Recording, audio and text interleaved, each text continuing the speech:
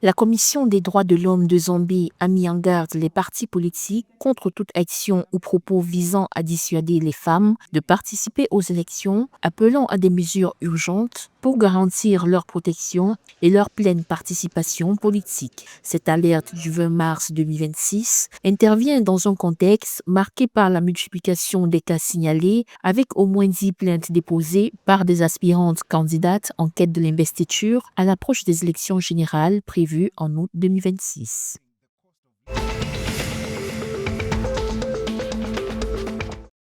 L'Angola et le Botswana ambitionnent d'accélérer le renforcement de leur coopération bilatérale à travers la finalisation de 17 instruments juridiques à l'issue d'une rencontre tenue le 19 mars à Luanda entre les présidents João Lourenço et Duma Boko. Selon le ministre angolais des Affaires étrangères Tete Antonio, les deux pays travailleront à la conclusion de ces accords qui couvrent plusieurs secteurs, notamment l'agriculture, l'élevage, l'énergie, le pétrole et le gaz. Luanda et Gaborone souhaitent ainsi relancer leurs relations diplomatiques établies depuis 1976 et explorer de nouvelles opportunités de coopération.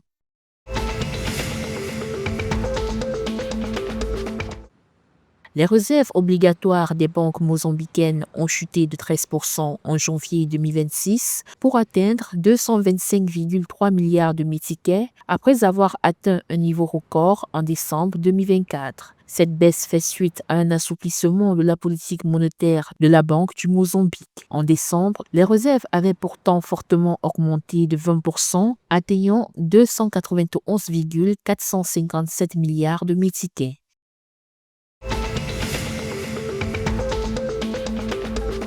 Le gouvernement namibien a été appelé à réorganiser son système de santé avant le transfert du régime des agents publics vers les structures publiques dans le cadre de la couverture sanitaire universelle. Les autorités ont annoncé plusieurs mesures, notamment l'orientation progressive des agents publics vers des hôpitaux publics à partir du mois en cours, ainsi qu'une révision du fonctionnement du régime d'assurance maladie. Le régime des agents publics mobilise environ 3,6 milliards de dollars namibiens pour plus de 200 000 bénéficiaires.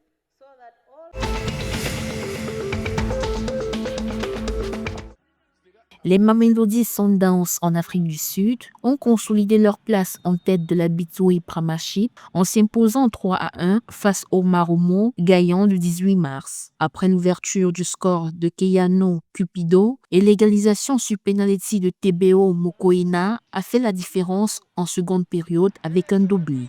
Grâce à ce succès, les Sundowns comptent désormais 50 points et prennent 2 longueurs d'avance sur les Orlando Pirates avec 9 matchs encore à disputer.